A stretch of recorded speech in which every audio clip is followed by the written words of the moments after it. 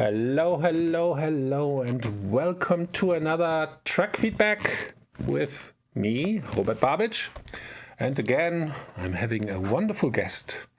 And let me introduce you my guest that I have today. 1, 2, 3. Here is our new guest. His name is Red Rooms. Hello, hello. Hi, how are you doing? I'm fine, and I'm glad to have you as my guest for today. Yeah, I'm really happy to join you. Really thankful, really happy to be here. Super. Yeah. So let's welcome our viewers. Hello, hello, hello. So who's there? Mr. SAK, Molbinde, Code of Music Communication, Andronico, Pete, Vieh, DJ Ligma, Lukas Neudling, Dirko 2000, Manuel Gloda, Koma, Django, and Hapsi Bear. That's cool. I'm more into dark rooms. Someone's saying that he's more into dark rooms. No, today it's all about red rooms. Yeah. Sorry, guys. He is our hero is here for today. So before we start and listening to some tracks, actually, I got again, like always, 8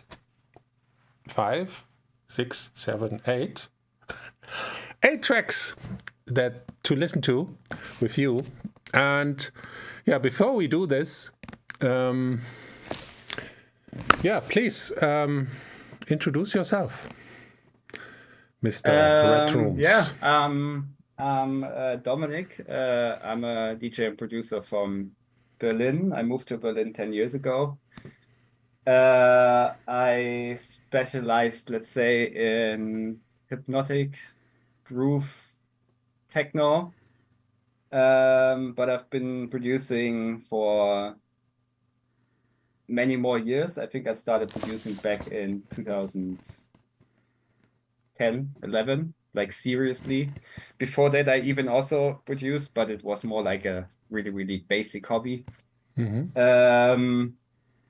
And since the last 2 or 3 years, basically since COVID started, because when COVID happened, I had a lot of time at home to produce music.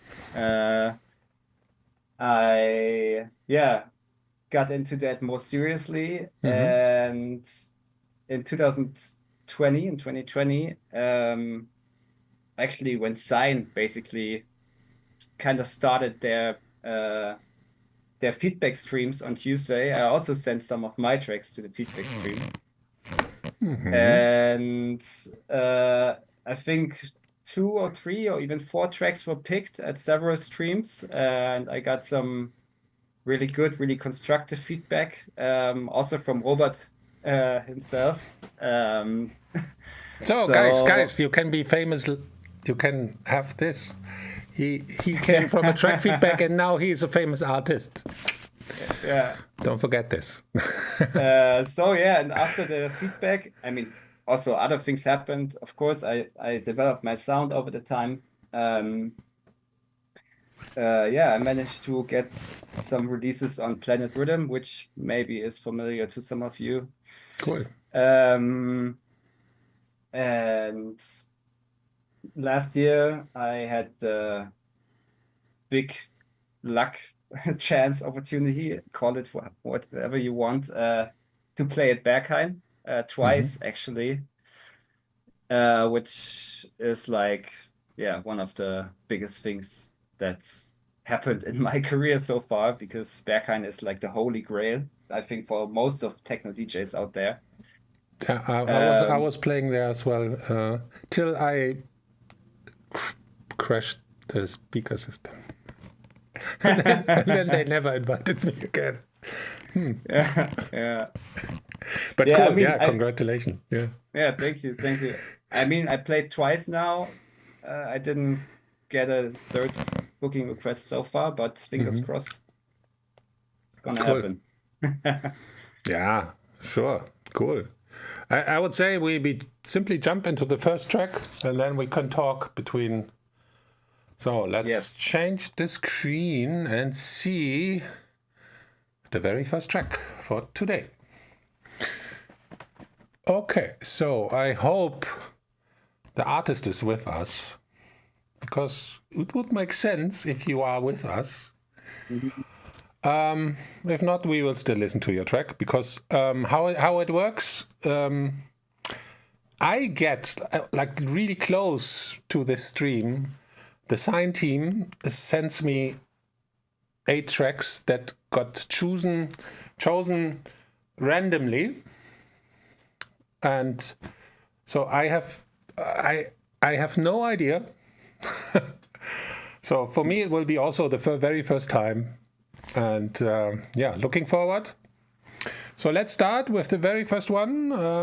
I hope everyone is there, and yeah, DVM is probably the track name. I think it's the other way around. The first one, at least from the poll, is Bateko. Oh fuck! What you asked for. Ah, sorry. Yeah. The window was You are right. Okay. Okay. So yeah, I had a very intense week, guys. Yeah, we have to talk about this. Yes. Okay. Please mute yourself. I will mute myself, and we will jump into the track.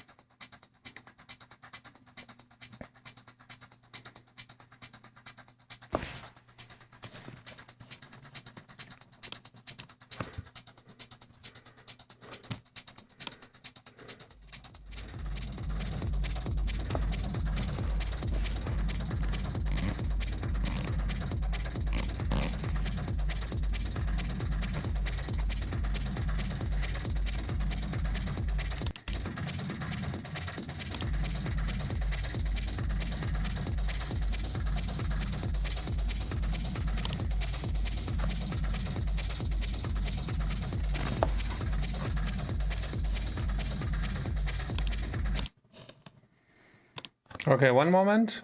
You still didn't heard any audio was not going through? One moment. I try to understand why. Something is wrong with the audio. Sorry, guys. Because for me, in my headphones, the audio is fully working. One moment. This is full. Only my mic sounded weird in the end. OBS is like always, everything is on. SoundCloud. Okay. So my girlfriend just said through the door that people can only hear your microphone and not the audio of the laptop. Yeah. I can read this in the chat. Why? Okay. We will find a way. Okay, I mute my microphone and press play. And start again, of course, with the track. Sorry.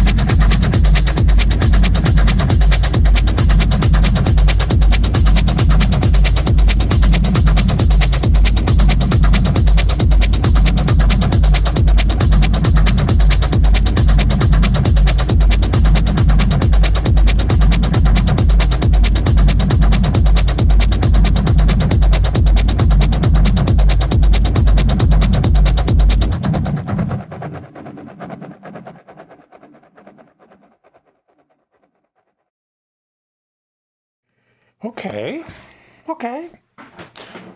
Guys, this sound was really like that. Okay, so my dear Dominic, right? Was Dominic? Yes. Tell me, how does it? How is this track for you? I hope it was like well to listen for everyone, because someone was saying it sounds like standing at a toilet at a club. So yeah, but I think the sound should be good, right? Yeah. Oh, yeah, okay. Yeah, as you just wrote it, techno. Actually, that's the kind of techno that I like a lot. It was like very heavy kick drums and very distorted percussions and hi-hats, and it reminded me a bit of Rico or Axiom sound-wise. And yeah, I really liked it. I really liked the percussive patterns that were playing from the beginning, that were like really aggressive. I liked that the track was a bit more slowed down and not that super fast. Reminded me a bit of like back in the days, 2018, 2017, kind of sound that was played at Berghain, for example. Because nowadays, like everything is above 140, and I really enjoyed that this track was a bit slower. I also really liked the tension layer that was in the middle of the track, that pad that really created some good tension in this part of the track. And overall, I think the track had a good length too for the elements that it consisted. 4 minutes 50. Okay. Yeah, 4 minutes 50. Yeah. And I mean, to be honest, I don't have very much to criticize with that track. The only thing is that, but it's also a matter of like style that you want to go for, that like all the elements sounded a bit crushed, kind of. But if he wanted to achieve that kind of sound, that kind of feeling, then he definitely achieved it. Yeah. Yeah. Right. Yeah. I can kind of agree, but this mixdown was a catastrophe. It's like a pure catastrophe. Everything was completely drowning. The kick is not clear at all. It's simply smear. Every sound was smeared. Everything, and also it was so compressed till the moon. Yeah, that's true. Yeah, it was really, really compressed. Yeah. And really in a club with a good sound system, this will not be punchy at all.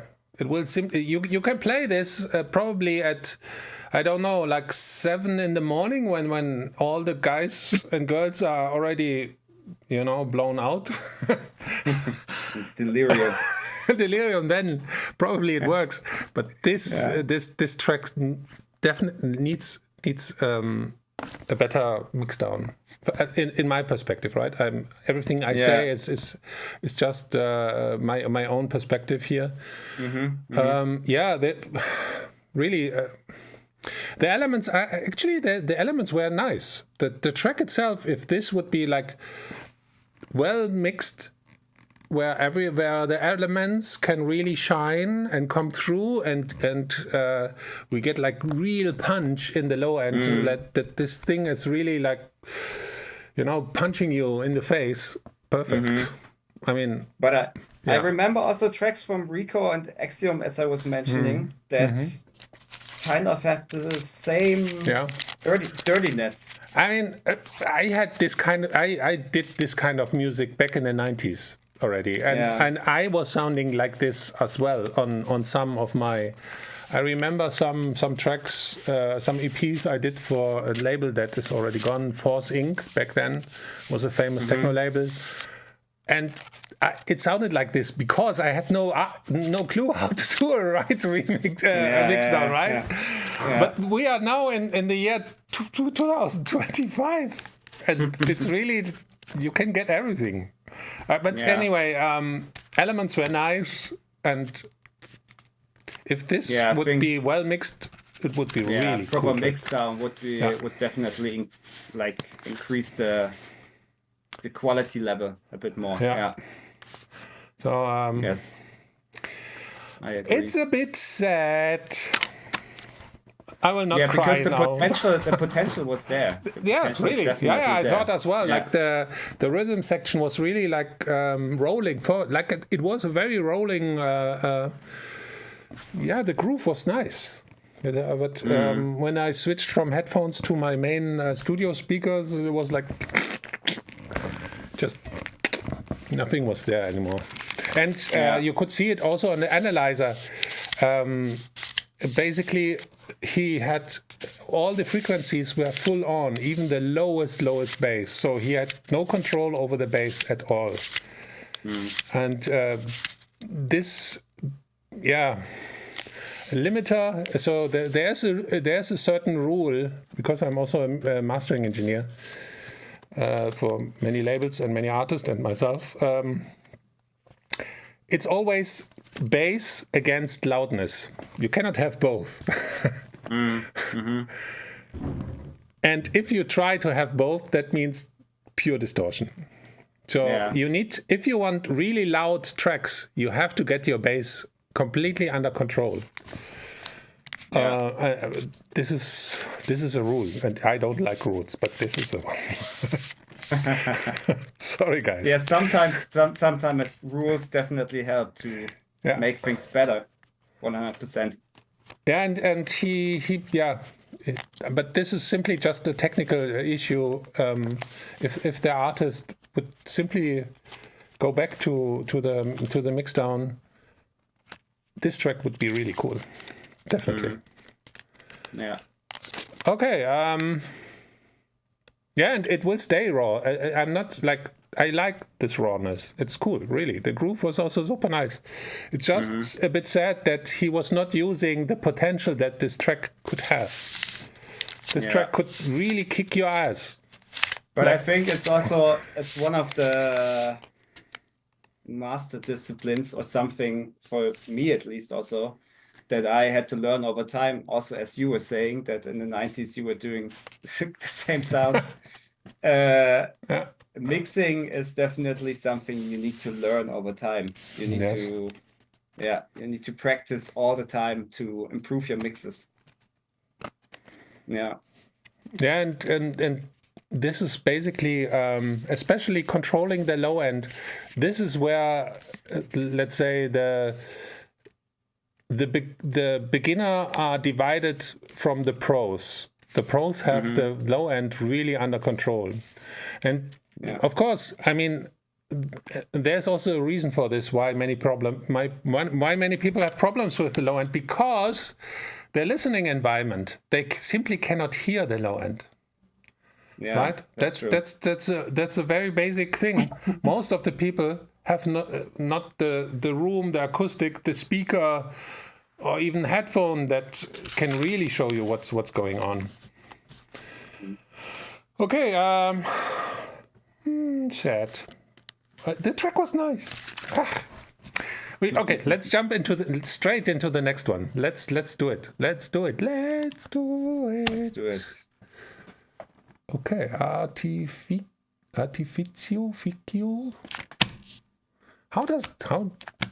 What does this mean? I think the artist is called Arbex and Artificio, I think. Maybe Italian? Yeah, maybe Italian, yeah. I was thinking the same, yeah.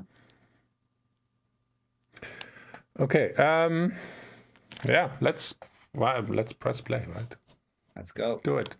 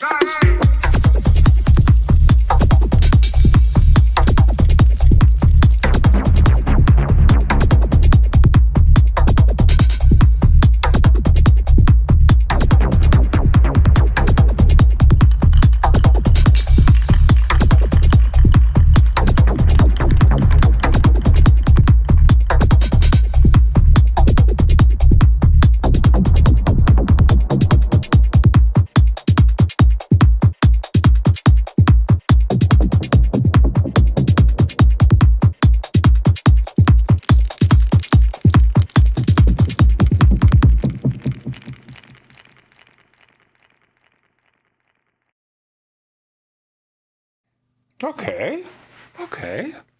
I hope, guys, you could hear how at least very well balanced all the elements were, and the kick had punch. Even it was not such a big kick like the track before, but this was clear and punchy. And you could see it also on the analyzer that we had some dynamics. It was punchy. But anyway, Dominic, tell me. Although I have to say, I personally would think or would prefer if the kick would have a bit more boom. Yeah. It was not so big, but definitely. Yeah. I think it would have a bit more body in the low end. Could help to increase the power a bit more of the track.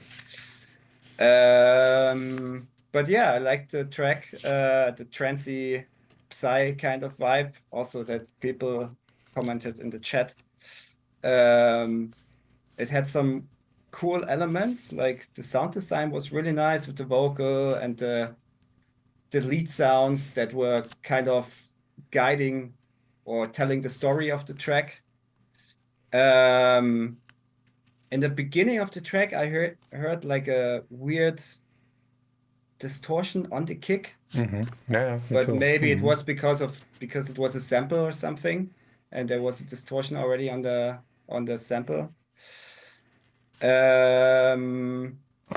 Also here again, there was this nice pad in the middle that brought some tension to the track. I really like this kind of stuff because it adds so much tension can add so much tension to tracks. And also here I have to say that I like the arrangement and the length of the track. And I mentioned this because also with many tracks that I receive, many people tend to do too long tracks for the elements that a track has. Too long arrangements for the elements that a track has. Yeah, too. Yeah. Yeah, and how did you? I mean, your sound is more this hypnotic techno, right? Where would you put this track, in which category from your side?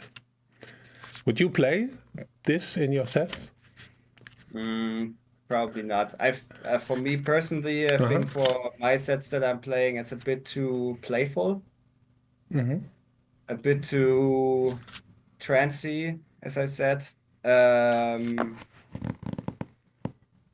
But it also depends on the setting. I mean, if you would play this at a festival, probably people would freak out. And I would see this more in a festival context than in a club context for me personally. Yeah. But where would I put it? It's hard to say. Yeah, kind of psy trance vibe, but at the same time it was pretty dark for psy trance. But I'm also not an expert in this genre, so yeah, I cannot really say actually where I would put it, which category. Yeah, kind of progressive techno, psy influenced. For me personally, track was basically kind of nice. The mixdown was nice. Track-wise, I was somehow waiting for something special. It sounded like a backing track for something that never happened. Yeah, right. But this is something that you can hear more nowadays. That tracks are getting more and more minimalistic. Okay. At least I have the feeling. Also from the genre that I come from, and that's actually a bit unfortunate because many of the tracks that I also listen to, they are missing this one special element. And I think that's what you mean as well with this track. Yeah. I mean, for me personally, a good track, like a really good track, I can hear the track even when the track stopped. I can hear it in my head, right? If a track is really is like special, the track is playing on in my head, and if I try to remember what happened here, I have no idea. I only remember, the beat was the groove was kind of punchy, and there was somehow a vocal that came in again and again, but I even forgot what the vocal was saying. Yeah. Although it doesn't matter what the vocal says, it's just the but even it didn't stay in my head. So But it's funny. For example, for me, now that you mention it, I can still hear the tension layer and this lead sound. in the Oh, track. there was a lead sound, really. Yeah. Yeah, kind of. Yeah. Yeah, okay. Yeah, Koma is saying needs a hook. Yeah, like for me personally, this kind of sound needs a hook, something to remember, because Yeah. it's this kind of music is like a storytelling music, while techno is more of a of a thunderstorm, and you simply stay in the storm. So there's no storytelling. You just try to survive the storm. Yeah. Right. Yeah. Yeah, well produced, but I'm missing the story here, like the hook. But yeah, congratulations, like well produced, not bad. Yeah, The kick, so too. the kick could be even, like I said, a little bit more prominent here. Yeah, but the rest was cool. Also, in the stereo field where the elements were playing, it was really Really well balanced. yeah, very well balanced. Everything had its place. It sounded nice. So, okay, but before we jump into the next track, jump into the next track, let's change the screen. Tell me something about your music then. Let's get to know you a little bit better. How do you produce your music? Tell me. Tell our viewers. How do you produce? What are you using? So I Why have and how? I have my phone as my webcam, so I can Okay, show you perfect. actually. Yeah. Okay, cool. No, let's People will do it love like this. Yeah. So I used the ABLETON Push as my main unit. This is actually a standalone version. Okay. So I also use it for my live. I played my first live last year in October at ADE, at Amsterdam Dance Event. Cool. Which was super nice, and the push really makes it super convenient to play live. I have the Octatrack. I use the Octatrack mainly for sequencing my synthesizers, so the Virus, the Microfreak, and the TB3 that is back there. And I have the TR8S, with which I do the drum patterns, percussions, etc. And apart from that, as you maybe also saw, I have Yamaha's HS80, I think, like the old version. I already have them for many years, and I know they are not the best sounding monitor or the best monitor speakers, but I think the most important thing when you produce is also that you adapt to your hearing situation. Sure. And you know how other tracks sound on a sound system, and you're really familiar with how the speakers sound. And as a DAW, I use Ableton. I used to work with Cubase for many years, for at least 10, 12 years, because actually the person who introduced me to producing music was my dad. Oh, wow. Yeah. Cool. When I was, I don't know, 13, 14 years old. So already really long time ago. Back then, he produced with Magic's Music Maker, which was a thing back then. Like Lego, playing Lego. Yeah. And then I switched to Fruity Loops at some point, and then my dad switched to Cubase, and since back then there were no tutorials on YouTube or whatever, I also switched to Cubase, and within the last 2 or 3 years, I started to do collabs with other producers, and basically all of them used Ableton. And while producing with the others, I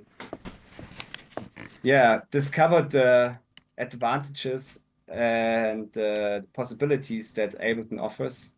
And I don't know, like half a year ago, maybe 7-8 months ago, then I finally switched to Ableton, and I'm asking myself the question, why didn't I switch earlier?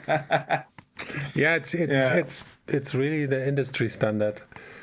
But Yeah. yeah, I have to confess, I'm using Ableton for my live sets. I'm not a DJ. I play live since way over.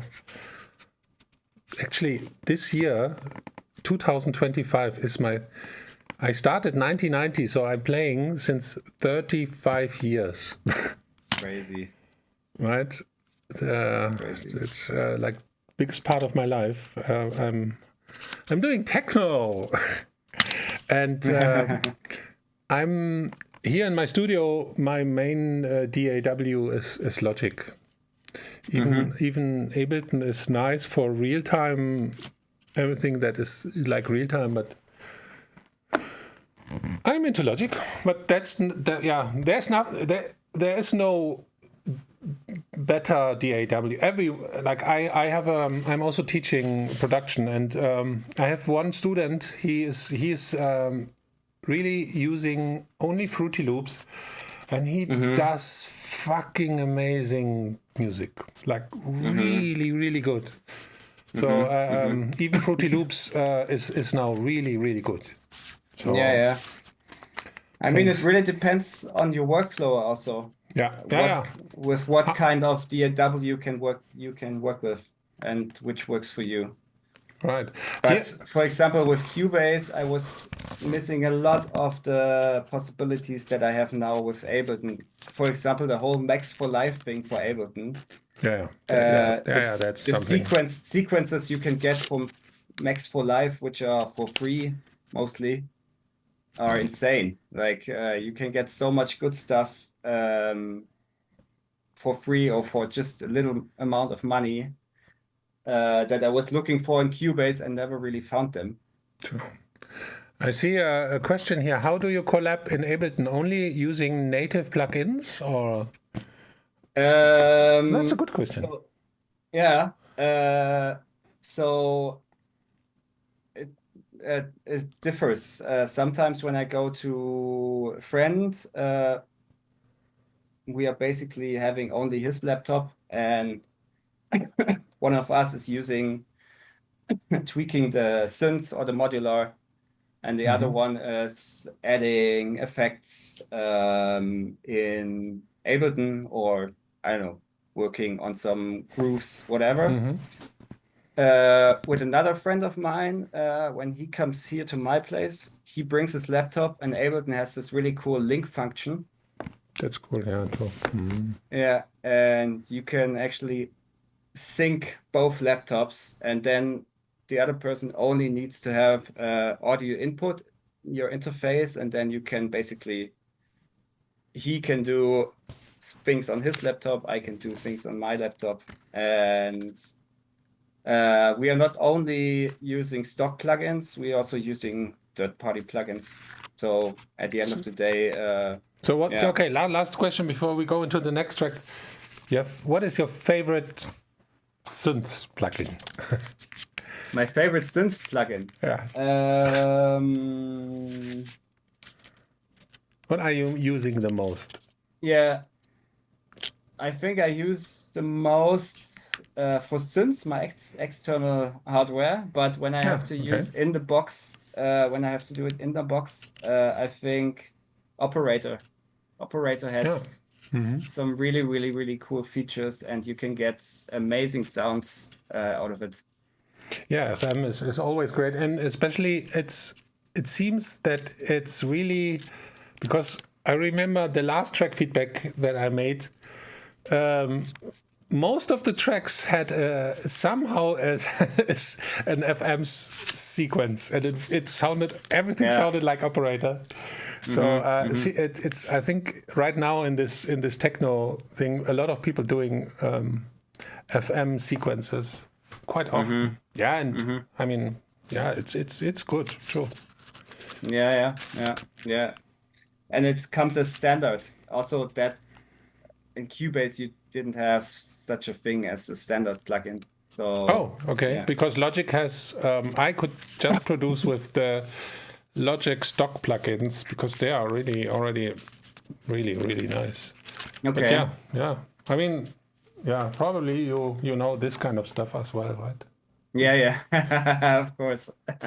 Classic. Yeah. This fucked up stuff here. Yeah. But yeah, I mean, yeah. I'm sitting The, here. actually, the TB3 that I have here, which is like a boutique 303 thing, I have it also for like 12 years now or something, and sometimes I don't even touch it for months, and then again, it gets me. And you can also get so nice sounds out of this. I think it's a very underestimated synthesizer. Yeah, it can do way more than being a 303 clone. I had one. I gave it away as a gift, but yeah, you can do way more stuff with it. True.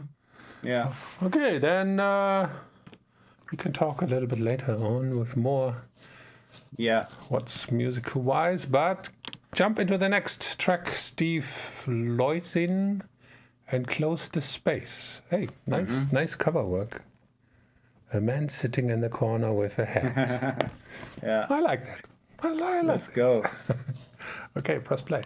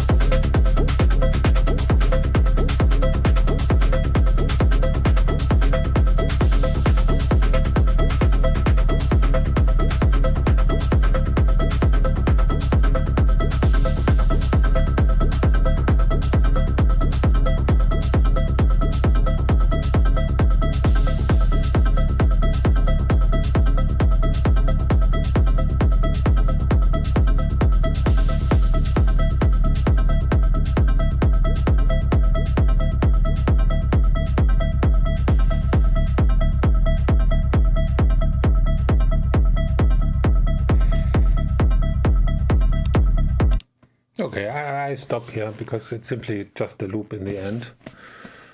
Yeah. Okay. I will tell my because probably the guys outside know that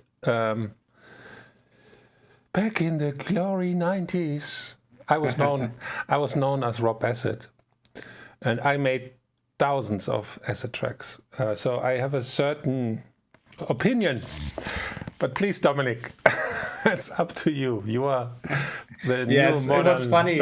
It's funny that we just talked about acid and now we get an acid track, right? Yeah. That's the universe. Yeah. So yeah. Yeah, it's really tough. I like the bleeps, this bleepy sound that was playing, but I wouldn't put it throughout the whole track, and I think it was throughout the whole track because this is like an element that can come and go to like create some more variation in the track. Then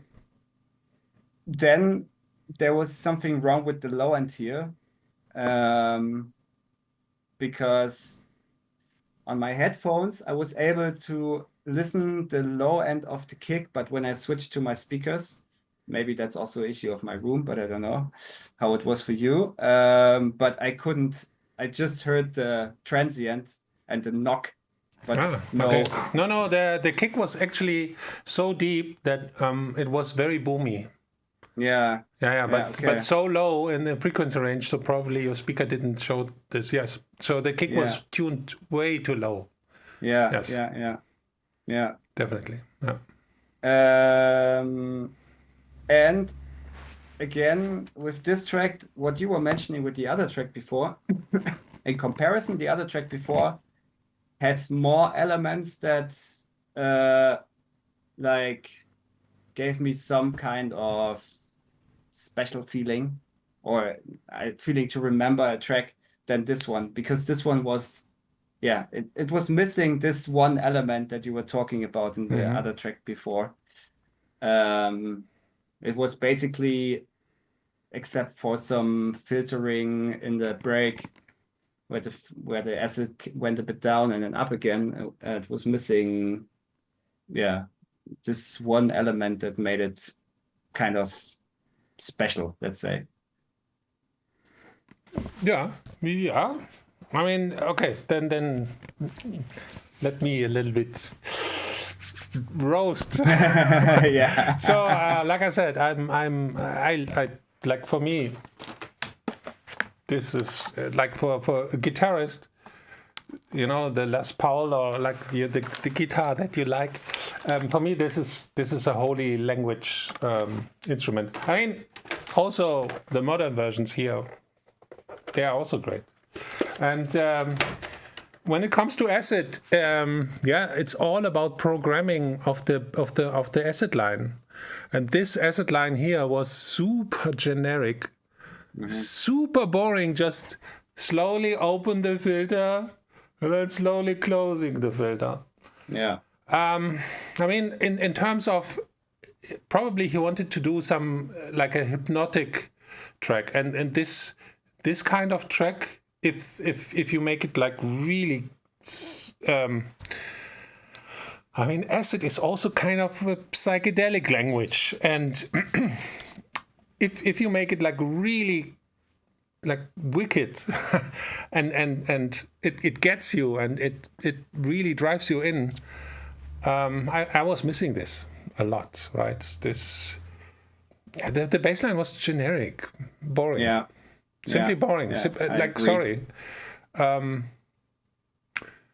a big acid. Of course, he got me with like my attention, but it was not well. The line was boring, and like I said, the kick drum. My system here is like full range, and it really goes down like from 18 hertz to 20 kilohertz. So Okay. I can hear bass if there is bass. And it was very, very low and very, very boomy.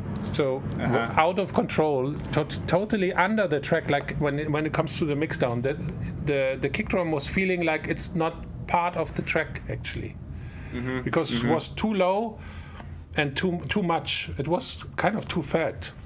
And then on smaller systems you don't hear it, right? I'm wondering if the person did it on purpose or if it was like the person didn't hear the boominess of the kick. Probably headphones. Yeah. Yeah. I see. Probably. Dirko 2000 is asking, do you have tips for a good 303 line? Yeah, make one. That's the tip. No, what you can do is you look at the instrument and then open your heart, and the instrument will tell you what to do. That's how it works for me. And like how I make music is I start the stuff and then let the music tell me what to do. There are many good examples of good lines. Like acid is a genre that is now 40 years old almost. I think it's almost. Yeah, and I think it doesn't get. Yeah, exactly. It doesn't get easier to create a very something interesting acid line. Yeah. So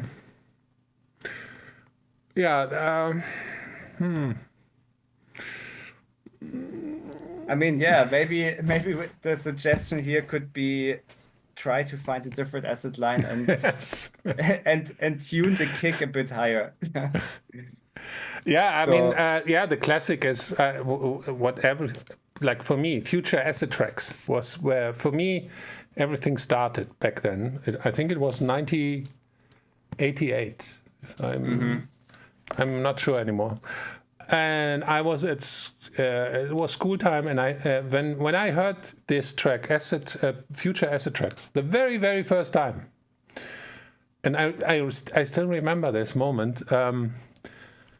Actually, this was so abstract because before acid, we had house music and Italo disco and 80s music, and then this acid sound was completely abstract and minimal. You just had these drums and this crazy hypnotic acid line that was constantly evolving, moving, literally, and for real.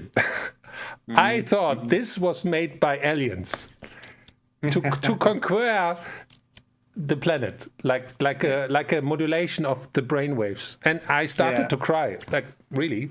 And I back then, I thought I need to understand how this is done.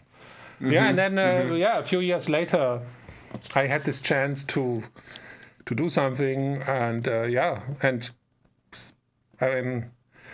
my life was kind of crazy. I was during the high school, I was already doing this music, and this acid, for me, I understood this will be my life. I told my parents, I will not go to university later on, and I don't want a job. I'm now an artist. You can believe that my parents probably didn't like that very much. Yeah, I can imagine. But I was believing in this, and back then, in 1990, nobody thought or could imagine what techno will become. We were just freaks having fun with machines. Back then, right? So and now I love it. Yes. Yeah, and now when you look on Instagram, techno is like super commercialized, unfortunately. Yeah, it's simply a pop business at the moment, with pop rules and social media. If you're good at social media, this is more important than make a good track these days. Absolutely. But we can change this. It's 2025, and we will change everything. The music, the good music is coming back. Exactly, and I think that's the most important thing, that people that really like are into quality techno keep doing what they are doing and not being confused by all the social media stuff that is going on. And I have really high hopes in the next generation of producers.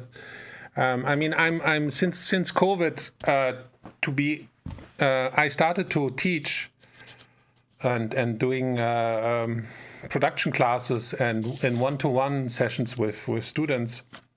Mm-hmm. And this is great because giving all my knowledge away to the next generation is something good. And I heard you do the same, right? Yeah. I'm doing. For me, actually, what you were saying with the that after school you were saying to your parents, "I want to do this."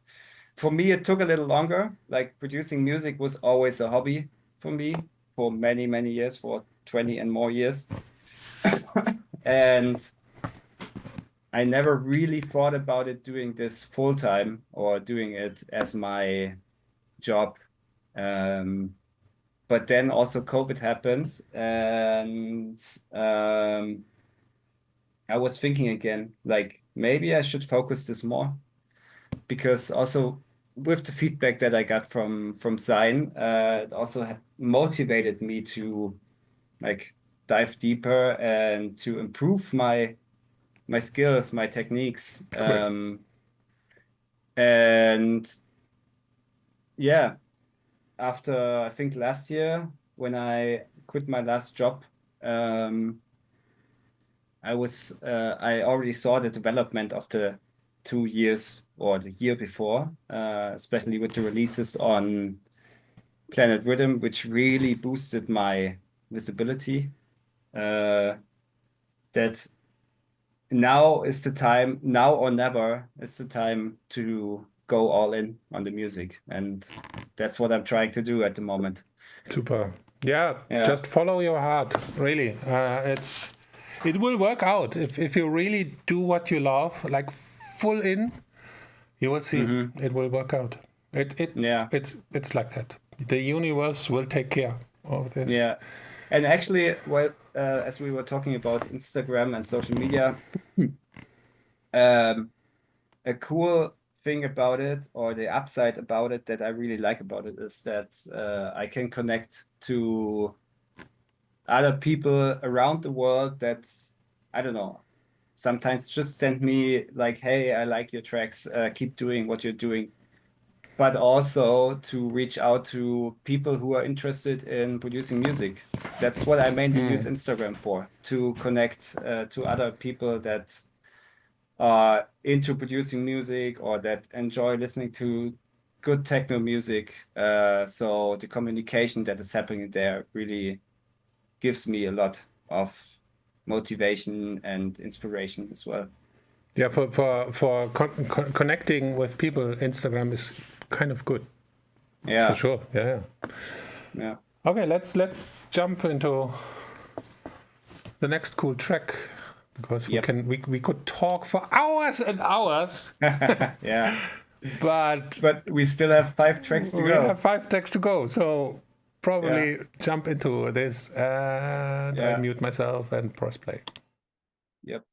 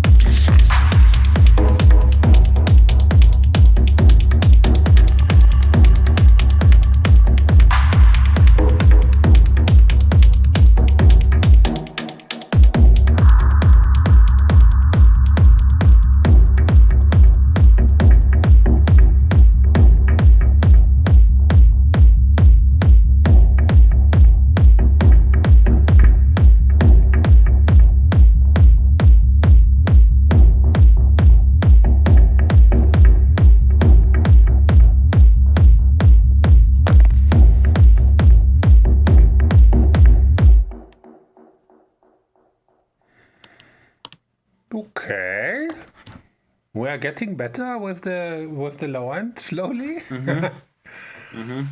Was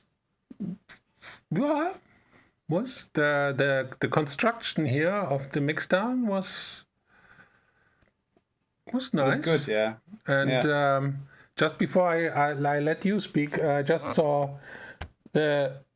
Lucas is with us here, so cool. And I saw the chat here where they were chatting about the chords, and I found it interesting because it's not sounding. Oh, and I have a storm, by the way, outside. I can hear the storm.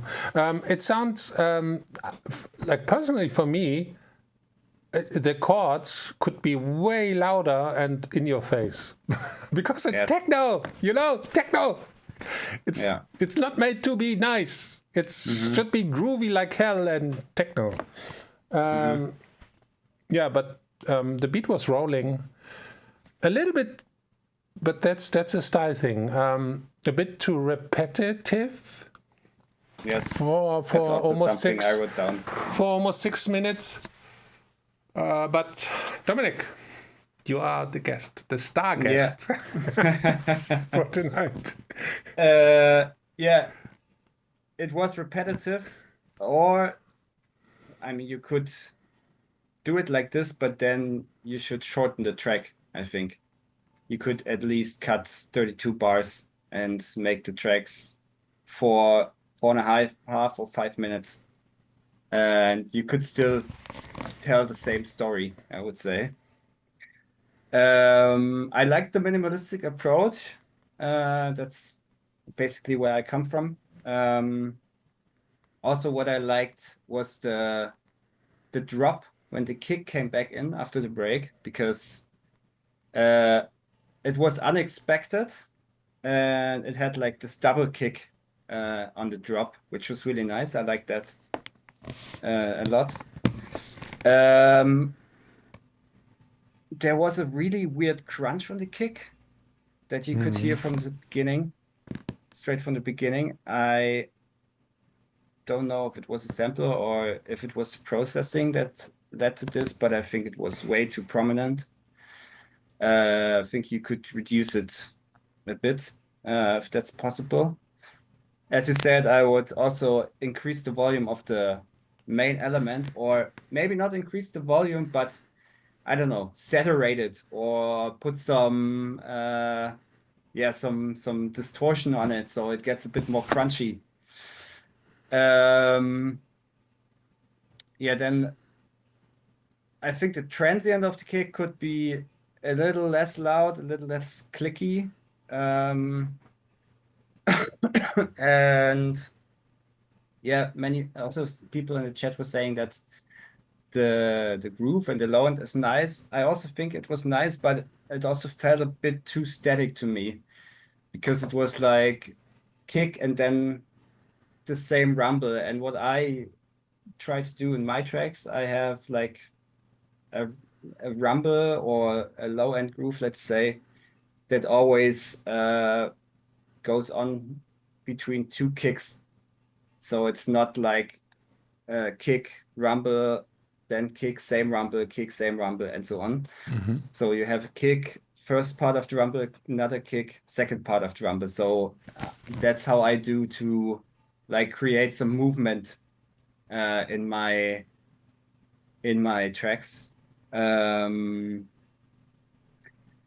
had the feeling that also the main synth and the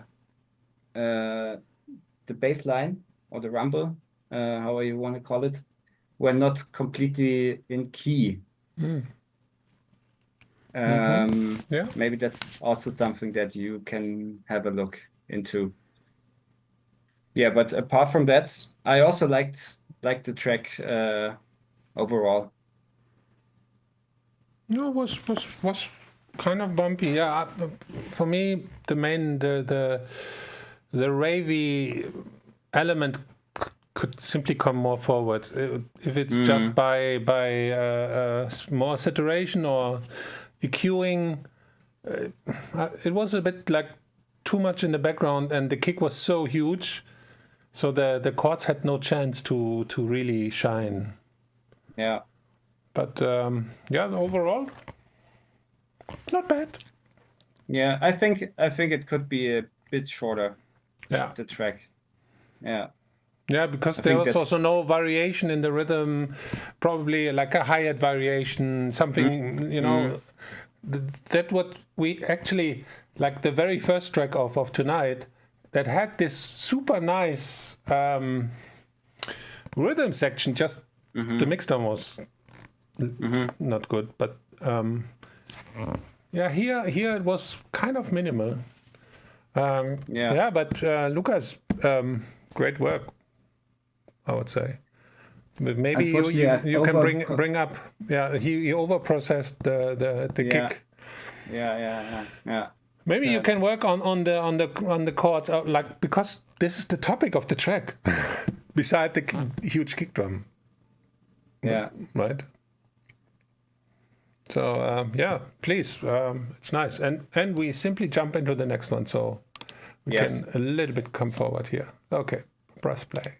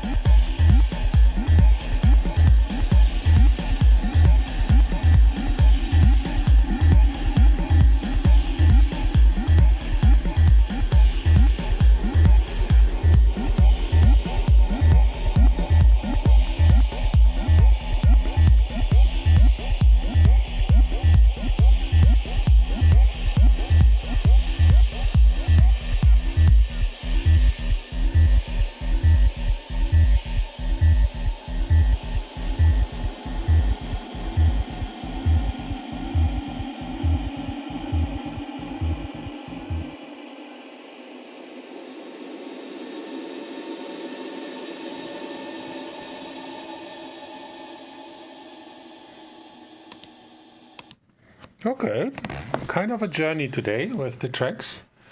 Yeah, absolutely. Yeah. Okay, let me give a little tiny technical feedback, and then I give over to you. Kick drum was again probably too low, right? I think on if you heard this, Dominic, on your speakers, the kick was almost gone, right? I could hear the kick very well, but it's way too low, way too low. Yeah. And the bass line was even almost overtaking the kick drum it was not clean, not very controlled. And then an interesting phenomena was that the track was like stereo, super wide, and the center frequency was almost empty. So when I pressed here mono on my monitor controller, the mixdown was way more relaxed because the super stereo was kind of stressful. And I mean, also the chat also said this as well. The cymbals, fucking loud. Like crazy. The hi-hats, the cymbals were way too loud on this. Okay, and in general, super psychedelic music, very minimal. I love this kind of style. Very hypnotic, in the right mood, with the right chemical situation. This can bring you somewhere. So, yeah. This is the kind of track that, as you were saying with the first track, that's kind of track I imagine like 7 in the morning, 8 in the morning, when everybody is like spaced out. Yes. You're like, yeah. when the face disco is starting, right? Yeah, exactly. Yeah, I mean, you basically already said the things that I've noted as well. So yeah, also like the minimalistic approach. You mentioned the low end, also the hi-hats that were a bit problematic. Also on this track, there was a theme missing. It was like this bleepy going on, and then you had this super wide atmosphere. But apart from that, there was not much happening. It was like all atmospheric, but not like a real element in the center that like I don't know, gives the track a certain character. And yeah, apart from that, what I don't like that much in tracks is when you put too much sidechain, when it gets bumpy, like this bouncy, and I had the feeling that it was a bit too much here in this track, but it's also just maybe a personal taste. But yeah, overall, the track was missing something for me, like a main element. Yeah. Yeah. If this would be well mixed, probably the atmosphere could carry you, but because the mixdown was not well, it was feeling empty somehow. Yeah. But I had the feeling because the kick and the low end, they were kind of uplifting, I would say even. It was like and the atmosphere was so dark, it was like, I don't know, straight from hell. You know? Yes. We love darkness. Yeah, but I don't know, it didn't really fit so well together. I had the feeling this could be like two different tracks, for me at least. And maybe that's what I mean with a main element that maybe supports the more connects this both sides. Exactly. Yeah. True. Yeah. Yeah, but a journey. Not bad. Let's. Now I'm interested. What comes next? Like Yeah. where we go in our journey here. Yes. Okay, der Schall and Klang, blank void. I see breaks. Okay. I press play. Yeah, let's go.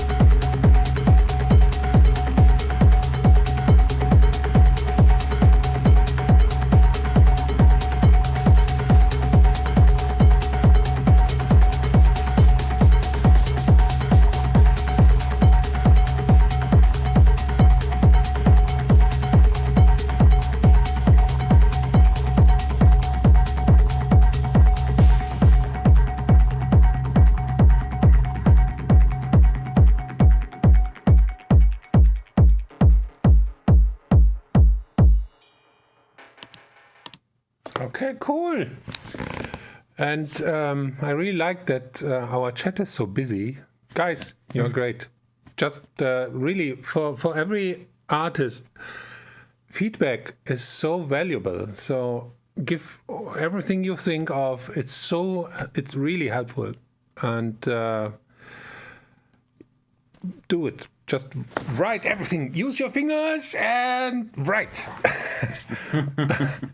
Okay, so to the track, my little feedback. No, let Dominic say before I say everything again. No. He's my guest. He is the boss. So I'm really surprised in general that many more minimalistic tracks are being picked today. And I like that. I like the minimalistic techno.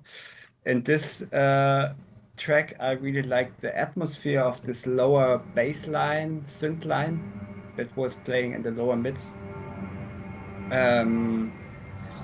With the bleepy sound that comes in after, let's say, 1/3. I don't know if the person's here in the chat, but I'm 95% sure that it is from a sample pack.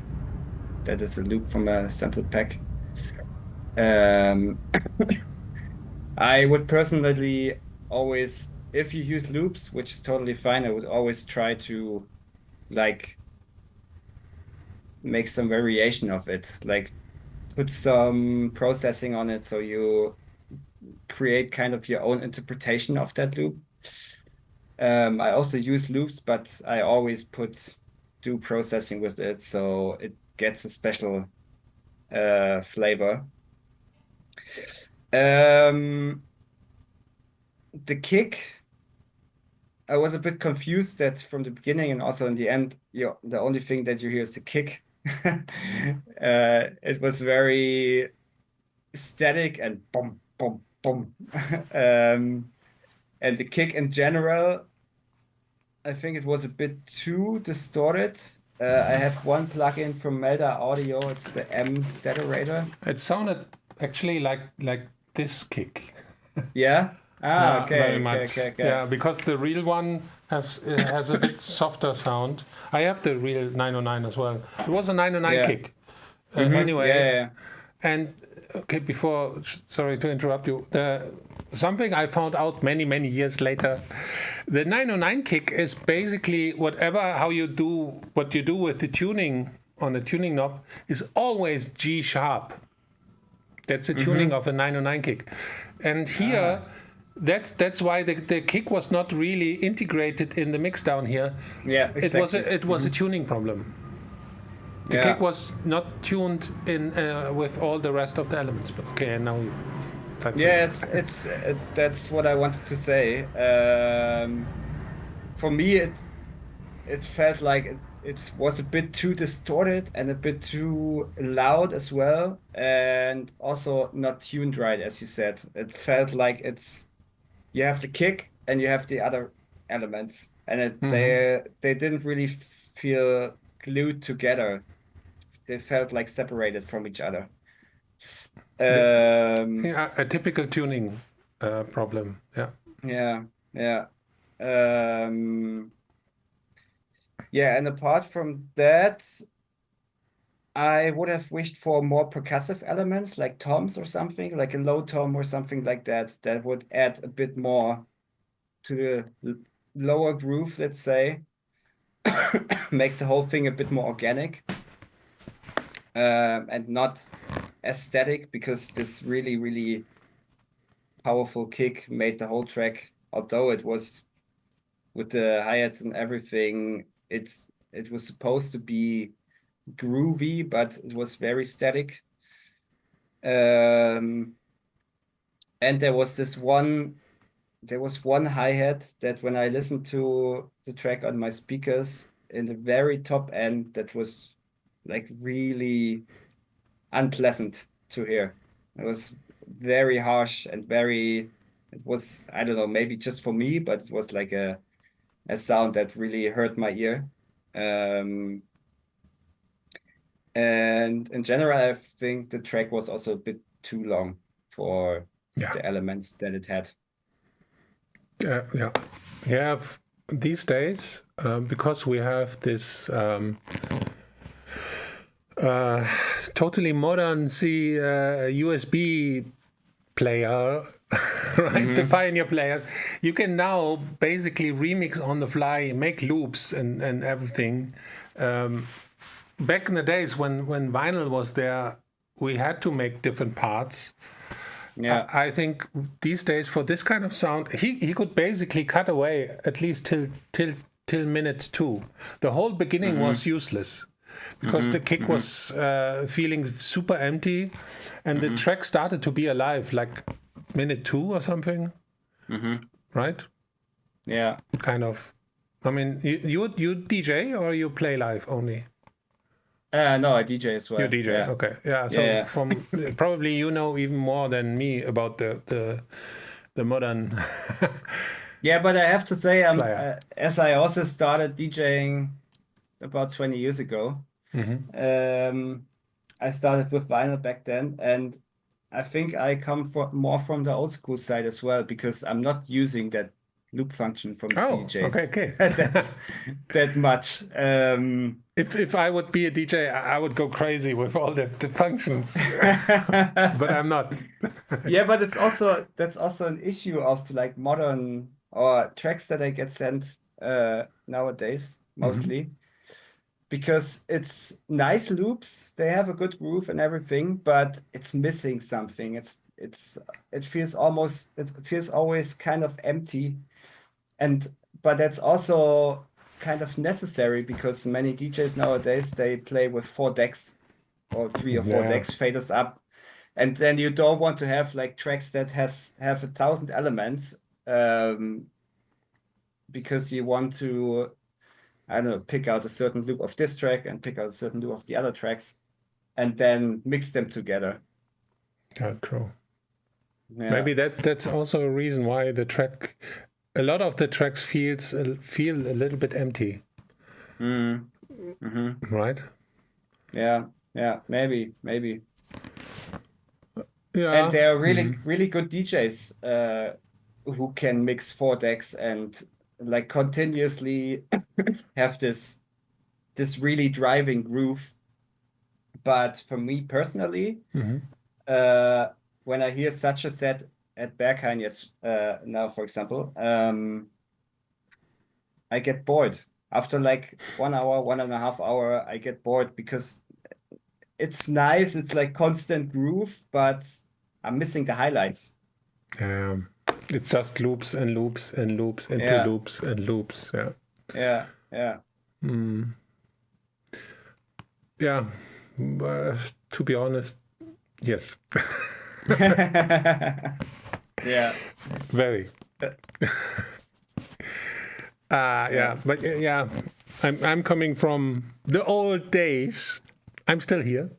But yeah, I really like when music has its ups and downs and be theatralic and be dangerous, dark, and then happy, and then like for me, a good set is like being soft and then beat the shit out of the people on the dance floor, and then be soft again, and then beat them and be soft again, and Yeah, 100%. I mean, DJing, a good DJ set for me is like telling a story. Yes, 100%. From start to finish. Yeah. Yeah. Totally. Yeah. Yes. Okay, then please, dear universe, give us a track with a story. Yeah. Ashmi Sinjin. Yes, okay. Okay, let's go. Jump.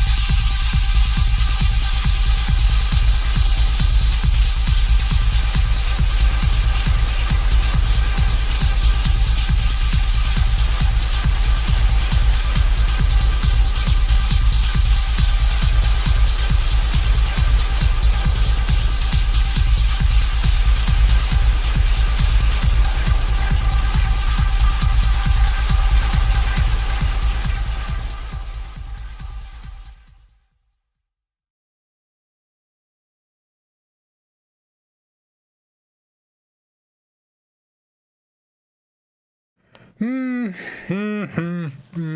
had to go out of this before I go crazy. Wait, let me stop it as well.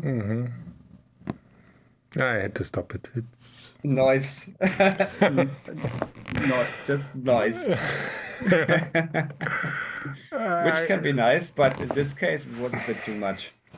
yeah, a noise story. Noise story, yeah. Yeah, kind of. Yeah.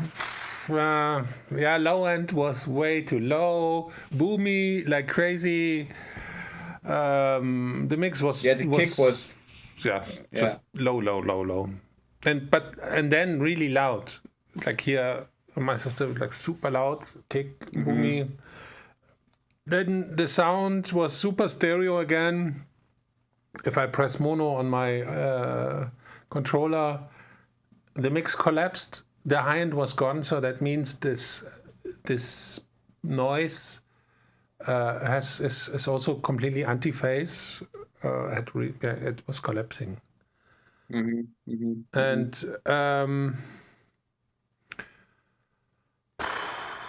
then there was no story. There was noise. Yeah.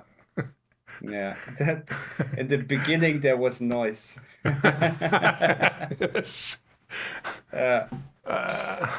Yeah. Yeah. Yeah, I have to. I agree. I mean, the general dark vibe of the track, like from the beginning, I liked it. I liked that it was like a really, really dark and mean I had atmosphere. hopes like, whoa, yeah, this could be like a nice horror movie techno, but no, Yeah, it yeah. was just noise. Yeah. But yeah, as I said, I basically wrote down the same things. The track also had like too many different directions. I mean, you can have one or two like eerie sounds in a track, or I don't know, like white noises that create some tension. But here it was way too much, was going in way too many different directions, I think. The hi-hats were too harsh, way too harsh. And also there was in the second part, I think, after the first break, there was like a percussive element that came out of nowhere and then disappeared again. And it also didn't really feel like part of the track. And as you were saying, like when you put it to mono, actually from the mix down, I mean, of course, it was a different vibe, but it kind of reminded me of this track that we listened earlier from Opmana, where you were also saying that when you put it to mono, Yes, yeah, true. the informations were basically gone, more or less. Okay, we have one track left. Please, please, dear universe, give me a story. Yeah, but I think like the track has some potential. Like as I said, It needs work. It needs work. Yeah. The dark vibe is really nice, but reduce the elements that you have to a bare minimum, I would say. And it's a bit overloaded. It was a bit overloaded in this track. If you would play this in a club, it would be just a soup, like a noise soup. Yeah. Right? Yeah. It would be very difficult to dance to this noise soup because it would sound like Yeah. sad because it could be nice. Yeah. It's somehow like in the first track, the a mix down can really make something like super amazing or really annoying. And here it was sad.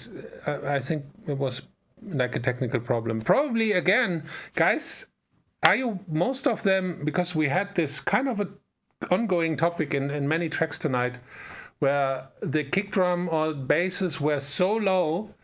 Yeah, on headphones, you can hear them, but for speakers, you really need like really good speakers to show them. Like smaller monitors or even, I don't know, phones or laptops, they will not show you the kicks or the bass at all.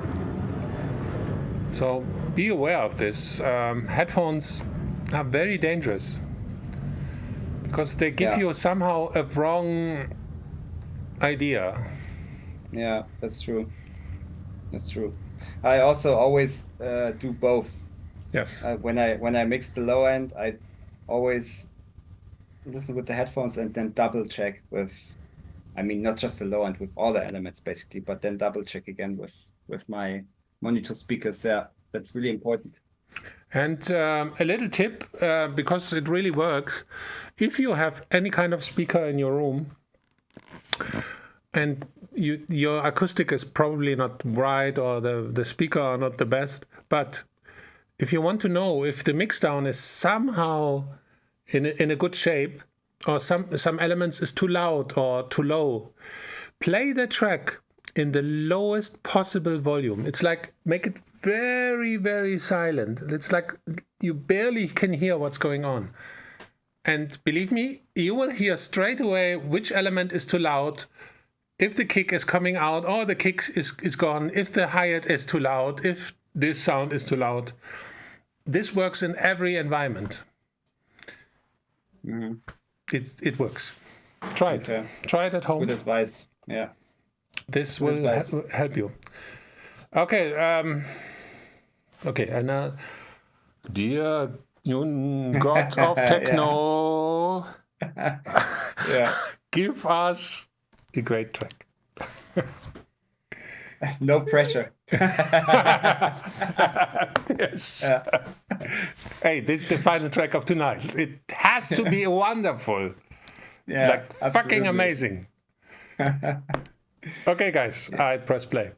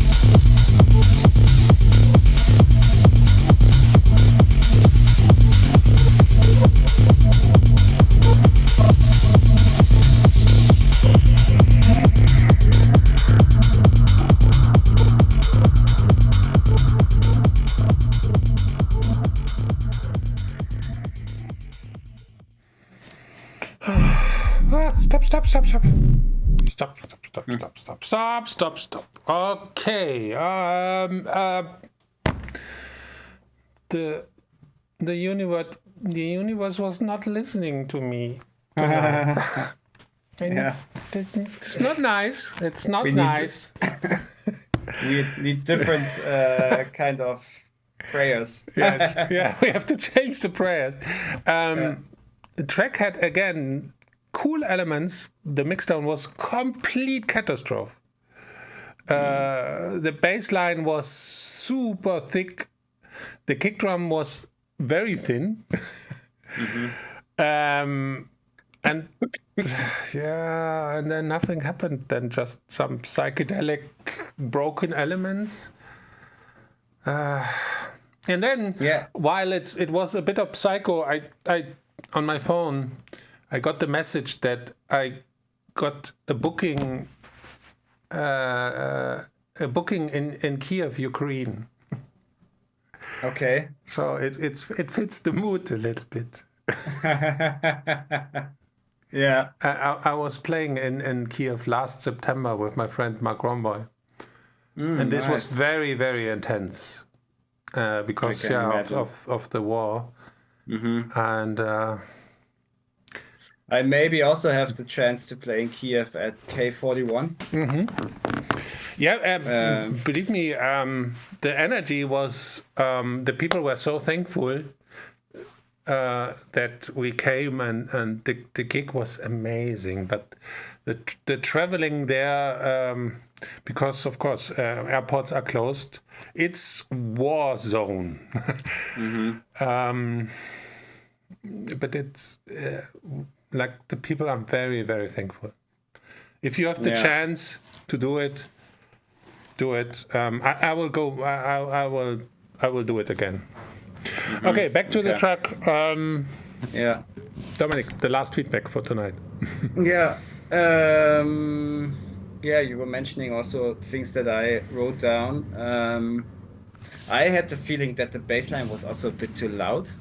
Way too loud. too prominent. And either you have to, you should turn down the gain a bit, and maybe also make it a bit more wet. And that was the general problem of this track. I had the feeling everything sounded super dry, and super in your face. I was missing a bit of room, a bit of space in the track. Yeah, it's flat. Yeah, it was very flat. Yeah. Also, this vocal that came in, it was too wild and too loud as well. It was like, I like vocals, but this was, a bit too messy. And at certain points, unfortunately, also reminded me a bit of the track that we listened to before. That was like, just too much stuff going on at the same time, too many different directions, and no real storyline in the track. Listen, guys, listen to Red Rooms, aka Dominic. Listen to him. Listen to him. Yeah, but that's what I wrote down. Yeah, probably again a headphone production, I would suppose. It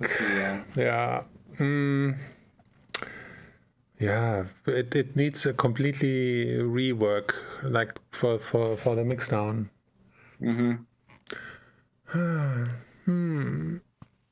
Whether a track sounds good or not.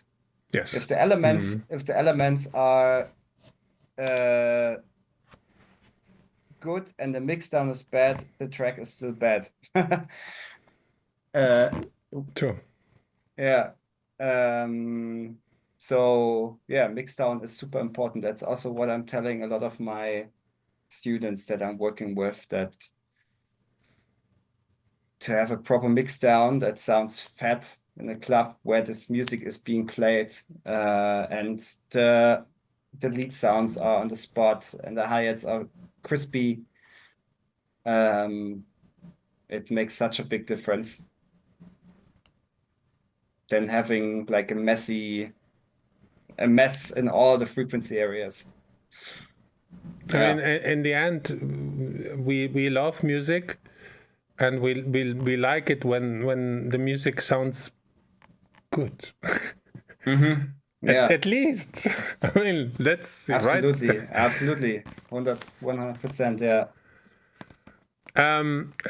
Matt Schultz, I'm not against totally headphones. Yes, they are a good way of listening to everything, but they will not give you the proper feeling of real speakers, because things are way too close to your ears, like all the frequencies. In a real room, frequencies have to go through a room. They need space. And in headphones, everything is super near. So you hear the frequencies too close. Still, of course, you can do music and really good mixdowns on headphones. I know a few artists that works only with headphones, and they do kind of good stuff. So it's possible. Like as we were saying in the beginning, doing a good mixdown really takes time. So it's practicing and practicing and practicing and practicing. Yeah. So don't give up. Like literally, I'm even after 30 years, I'm still an advanced beginner. So, and I'm learning every day, and it will never stop. The amazing thing about music, even if it's just a hobby or you dedicate your life to it, it's a never-ending learning experience, and that's super, great. Yeah. Right? We love. I love it.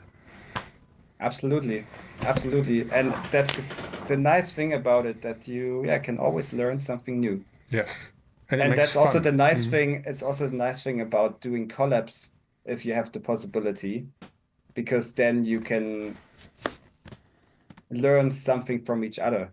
It inspires me really, really much, I have to say, to work with other people. It's also sometimes not that easy, because it also depends on the workflow of the other person, and if it fits to your own workflow, kind of. But yeah, I think it's super helpful to work with other people together, if you have the opportunity. Definitely. Yeah, if you have the opportunity, do it. That's I'm also I'm not doing too many collabs, but when I'm doing them, I always learn a lot, because there's a different view on certain things. And sometimes you don't hear it, and the person says, hey, but it would be cool if we do this and this, right? So it's a really good experience to work with other people. Yeah. Dominic, I don't know your music, but I will check it out. And definitely do it. There was just a new release on Soma Records. Also, someone mentioned it in the probably the chat. I don't know. No, I don't think YouTube is not allowing links, right? I'm not sure. Right? Not sure. If you can just give the chat somehow a link to your music, would be great. Yeah, I mean, I can put my SoundCloud. Yes. Yeah, perfect.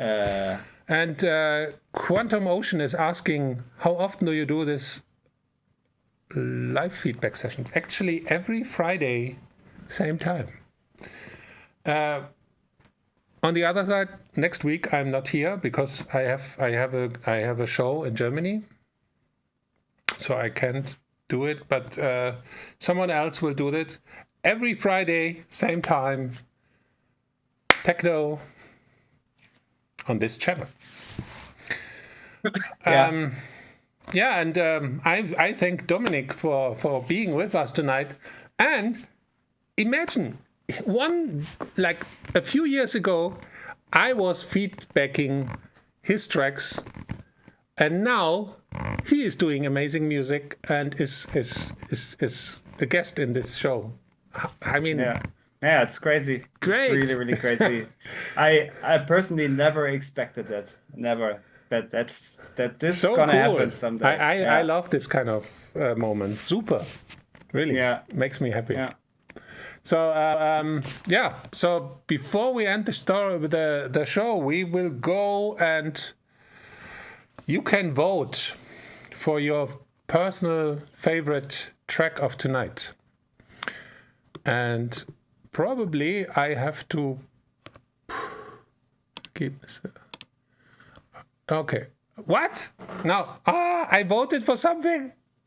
By mistake. Sorry, guys. Anyway, that first track was nice. Okay, but let me give you the link. Please. Oh, shit. Anyway, please vote. Please vote. Please vote. The winner will get a gift from SINEE. So please vote. And I will play the tracks now in fast forward just to give you an idea. I go back to the very first one and just press play on every track for a few seconds.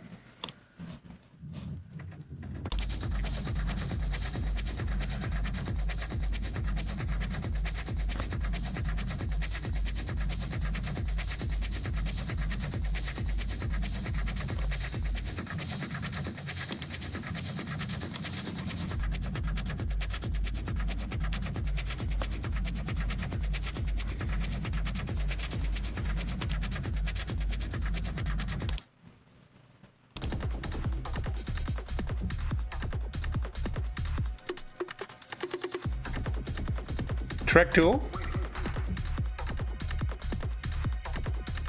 I cannot hear anything. Okay, of course. Yeah, sure. I have to put on the sound of the stream. Sure. Funny. Yeah. There's a track.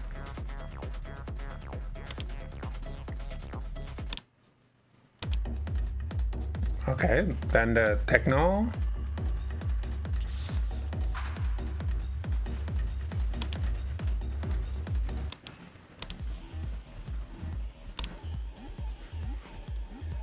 Psychedelic with a lot of rides.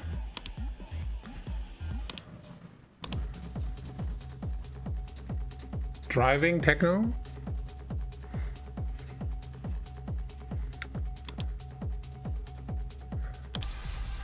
Oh, then the darkness. And the last track.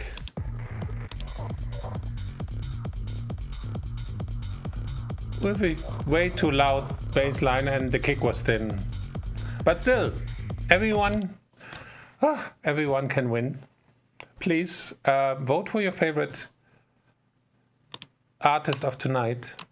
Because it's cool to get votes, right? Okay, let's say we have 3 more minutes. I put on the alarm. 3 minutes. Stoppuhr. Okay, so it's running. 3 minutes. 3 minutes. Vote for your favorite track of tonight. Guys, vote. Go vote. You do it straight away. We love music and it's important for every artist to be. Robert, tell me again, how was your boot camp? That you had last week? I in the beginning of our of the stream, I said, I had a very intense week. Basically, I had a real masterclass with people here in my studio, and they came from. It was like 4 participants. And they had the chance to work here with me on their tracks together with my friend Mark Romboy. And yeah, I was teaching music production, mix down, sound design. They could play with my toys. They had fun with my toys. Nice. It was a super nice week. Great people. No, it was good, but very, very intense. Like boot camp, really, from every day, many hours. Was fantastic. Yeah, but it's really nice that you had this intimate atmosphere with 4 people and you and Mark, right? Yes, And yes, that's it. that's it. Yeah, super Yeah. nice. Yeah. Like for me, it's an honor and a pleasure to share everything I learned. I have no secrets at all. Like everything I do, everything I know, I'm sharing because I'm not afraid. Nobody can copy me. Beside AI, maybe one day. but even if any one of you, if I teach you everything I know, I put you here in my place, in my studio, you will do your music anyway. I'm not afraid to lose anything. It's great to share and help people. Really, I love this. Yeah. And beside that, like you, we both, like you, Dominic, people are able to book you, right, for one-on-one. Maybe you can share the info somehow on the chat as well, how to get into contact with you. Yeah, you could just reach out to me on Instagram. That's the easiest way. Okay, cool. Just drop me a message there if you're interested, and then we can talk about everything. This is perfect. Yeah. The 3 minutes are almost running out. And I do one-to-one sessions as well. Okay, stop. 3 minutes and 1 second. And as we can see, with these things here, with so-called ice, Lukas Nüding, I hope I say it right. Nüdling. Yeah. A new order is the winner of tonight. Congratulations. Perfect. And second place is Schall und Klang. And he was not bad as well, with 4 votes. And then all the other ones also got some votes. So really nice.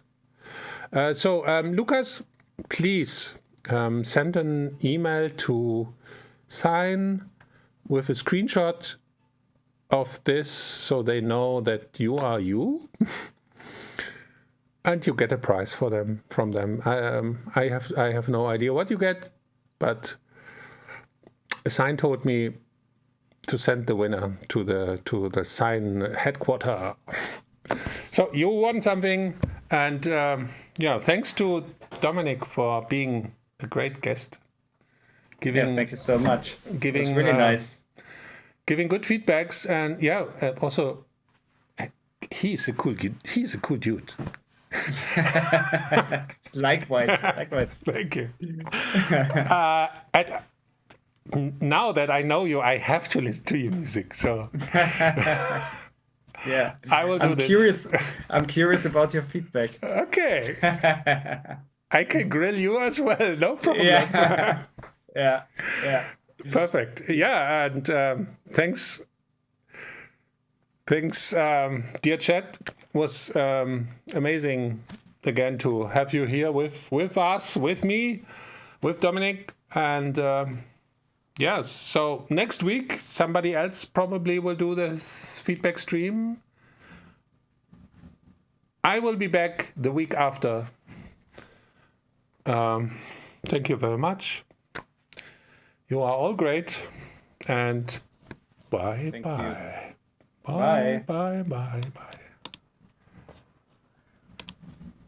Okay. Nice. Ja, cool, war schön. Hat Spaß gemacht.